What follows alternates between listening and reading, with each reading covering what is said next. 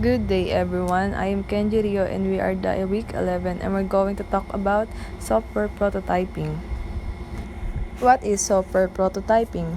Software prototyping is the activity of creating prototypes of software applications, incomplete versions of the software program being developed.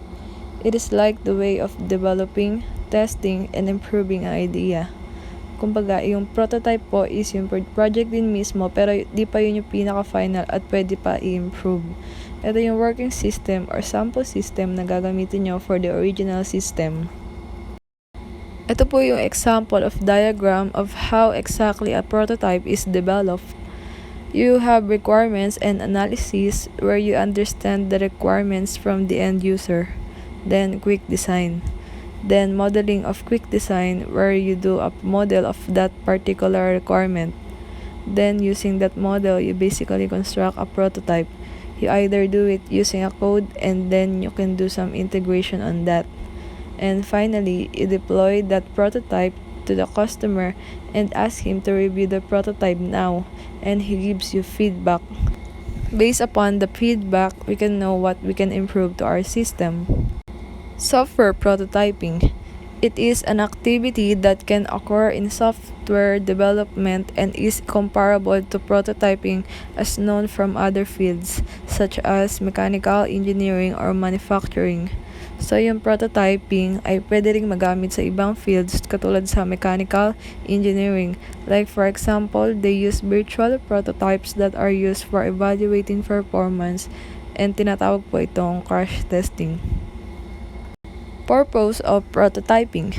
The purpose of prototype is to allow users of the software to evaluate developers' proposals for the design of the eventual product by actually trying them out, rather than having to interpret and evaluate the design based on the descriptions. So the purpose of this prototyping is to have an experimental model to test or validate ideas, design assumptions, and other aspects. Kasi mahirap naman po na whenever you came up with a new design, basta na lang po kayo magkwentuhan. Sa hangin na ganito, ganyan, magiging itsura niyan. So basically, kaya po tayo gumagawa ng prototype is para ma-experiment natin ito. Para ma-express natin yung product or system implementation nito, logically or physically, kung okay ba yung product or yung system na gagawin natin.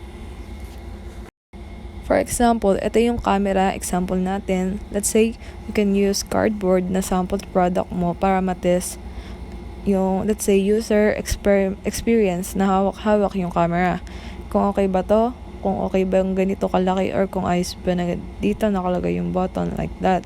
But in software prototype, we're going to create a prototype na, of course, software system. And you're going to create an incomplete version of that software program being developed.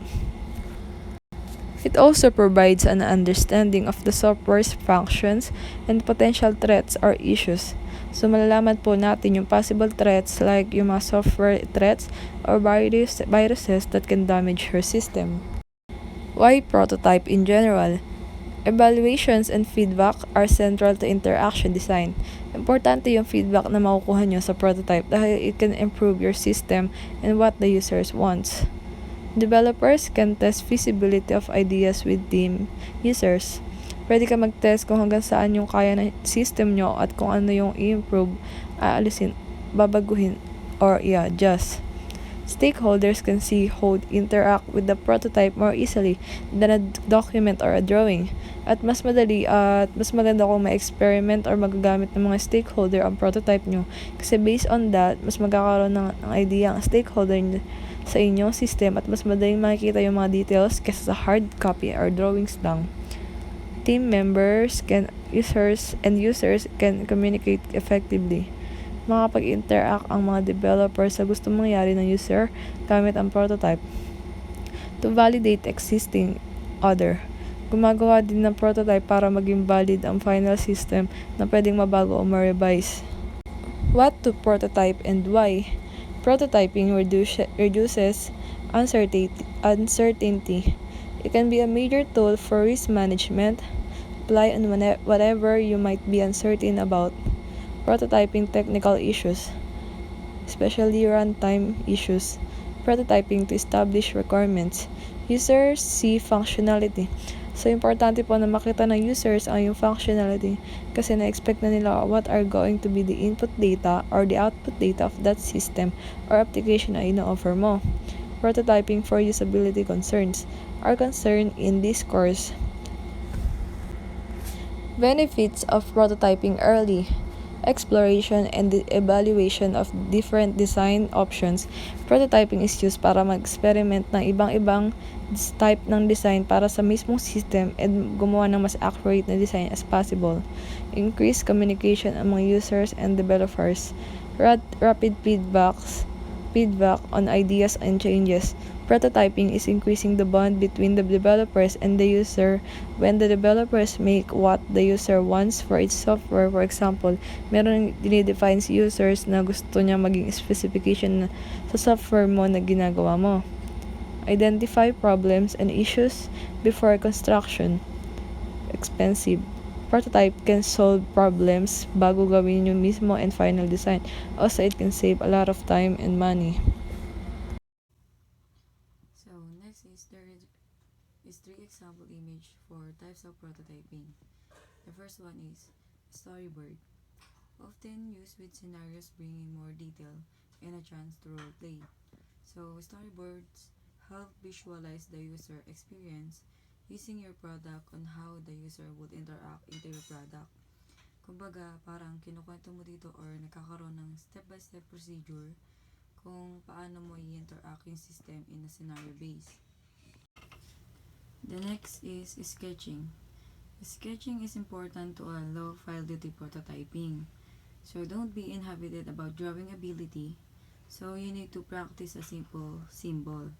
At dito naman is ginagamit o gumagamit ang sketching ng iba't ibang symbol upang matukoy. So the last is throwaway prototyping. So this is a sample diagram. Throwaway, also called close-ended prototyping. Throwaway or rapid prototyping refers to the creation of a model that will eventually be discarded rather. And for the advantage of prototyping, the first one is reduce time and cost.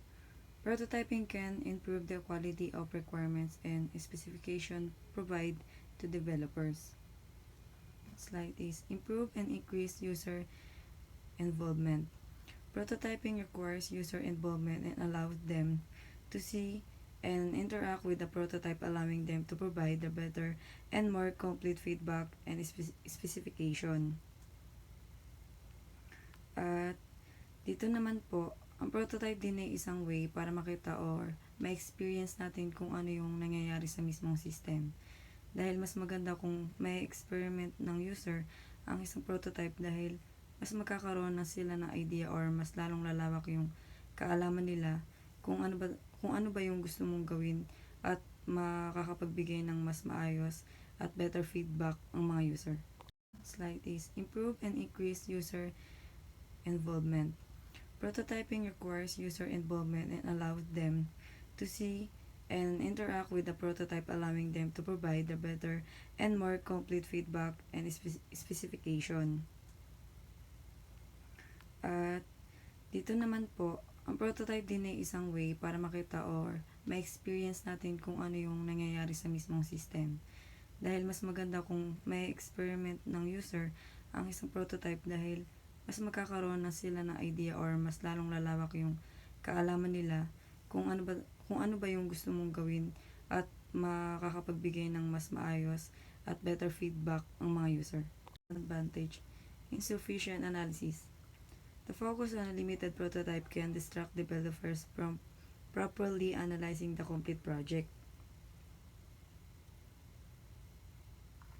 So, dito naman po is pwede pong madistract ang mga developers minsan kapag gumagawa sila ng prototype sa mismong final project. Advantage, insufficient analysis. The focus on a limited prototype can distract developers from properly analyzing the complete project. So, dito naman po is pwede pong madistract ang mga developers minsan kapag gumagawa sila ng prototype sa mismong final project. And the next is user confusion of prototype and finished system. User can begin to think that a prototype intended to be thrown away is actually a final system that merely needs to be finished or polished. And dito naman po is nalilist din yung objectives ng mga developers kapag dating na din sa final system. And the last is developer attached to prototype. Dito naman po, maaari din itong humantong sa mga problema tulad ng pagtatangka na i-convert ang isang limitadong prototype sa isang final system kapag wala na din po itong appropriate na pinagbabatayan tulad ng architecture.